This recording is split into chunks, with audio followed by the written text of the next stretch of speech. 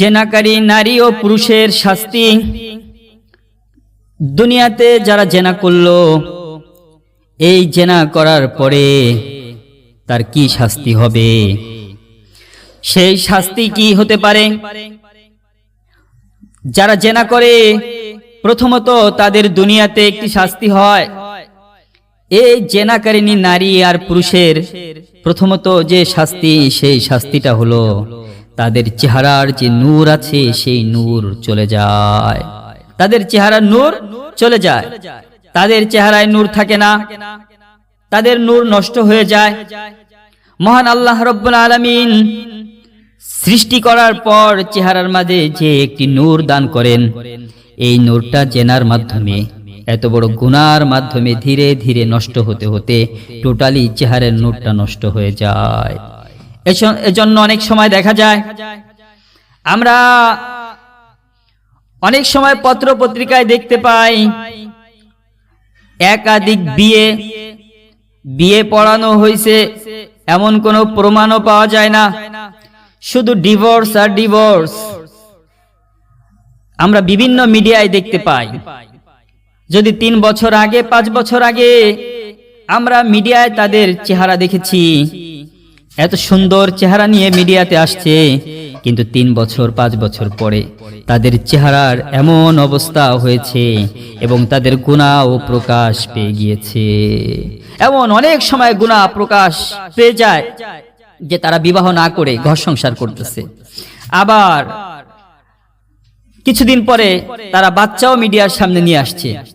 এরপরে বলে যে আমাদের মৌখিক বিবাহ হয়েছিল, আমাদের বিবাহ হয়েছিল এমন ভাবে, আমরা আকাশকে সাক্ষী রেখে বিয়ে করেছি, আমরা জমিনকে সাক্ষী রেখে বিয়ে করেছি, চন্দ্র সূর্যকে সাক্ষী রেখে বিয়ে করেছি। ইসলাম এভাবে বিবাহের কোনো অনুমতি কখনোই দেননি। বিবাহ যদি হতে হয় তাহলে বিবাহের সুন্নাহ তরিকা আছে, এই সুন্নাহ তরিকায় বিবাহের যে নিয়মগুলি আছে সেই নিয়মগুলি আদায় করতে হবে, তাহলেই সেটা বিবাহ হবে। বিবাহের জন্য মোহরানা ধার্য করা, বিবাহের জন্য সাক্ষী থাকা, এই মোহরানা ধার্য করাটা অভিভাবক যারা আছে তারা করবে, সাক্ষী রাখতে হবে। কিন্তু এমন হলো ছেলে আর মেয়ে চলে গিয়েছে, তারা বাসা থেকে পালিয়ে চলে গেল, তারা আকাশকে, জমিনকে, চন্দ্রকে, সূর্যকে সাক্ষী রেখে বিয়ে করে নিল। চন্দ্র কথা বলবে না, এটা আল্লাহর হুকুম নয় যে চন্দ্র তুমি কথা বলো, আল্লাহ এখনো হুকুম করেননি চন্দ্রকে কথা বলার জন্য, তোমার কথায় চন্দ্র এখন কথা বলবে না, অতএব সাক্ষী দিতে পারবে না। তাই যদি কোনো ব্যক্তি আকাশকে সাক্ষী রাখে, জমিনকে সাক্ষী রাখে, চন্দ্রকে, বাতাসকে, খাল পাহাড় পর্বতকে সাক্ষী রেখে বিয়ে করো, ওই বিয়ে হবে না, ওই বিয়ে বাদ, ওই বিয়ে হবে না, ওইটা জেনার শামিল হয়ে যাবে। এজন্য প্রিয় ভাইরা, বিবাহ করতে হলে সুন্নাহ তরিকায় বিবাহ করতে হবে, তাহলেই বিবাহ হবে। নতুবা যারা এভাবে আকাশ বাতাসকে সাক্ষী রেখে বিয়ে করবে, তাদের বিবাহটাও জিনার শামিল হয়ে যাবে।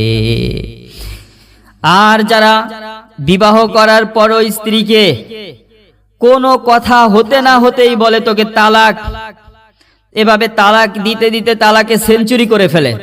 দেখা যায় তালাক এত তালাক দিছে যে সেঞ্চুরি করে ফেলছে। এখন মুফতি সাহেব ফতোয়া দিবেন কি?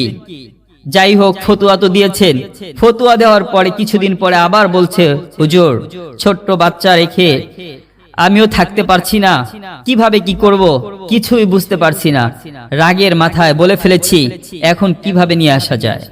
তখন আবার নিয়ে আসার চিন্তা। যদি কাউকে তালাক দিয়ে দেওয়াই হয়, ইসলামের যে বিধান আছে সেই বিধান অনুযায়ী বিচারের মাধ্যমে, সিস্টেমের মাধ্যমে আনতে হবে। আর এ ধরনের জেনা করলে জেনার যে শাস্তি, সেটা ইসলামী শরিয়া, ইসলামী স্টেট সেভাবে সেই শাস্তি পালন করলে, যদি করা হয়, শাস্তি দেওয়া হয়, তাহলে তো জীবনই চলে যাবে। কারণ শাস্তি দিতে গেলে তার জীবন দিয়ে দিতে হবে। এজন্য দুনিয়ার শাস্তি হলো তার চেহারার নূর চলে যাবে। আল্লাহ রাব্বুল আলামিন দ্বিতীয় যে শাস্তি দিবে, রিজিকের বরকত কমায়া দিবে, রিজিকের বরকত থাকবে না। এটা কিভাবে সম্ভব?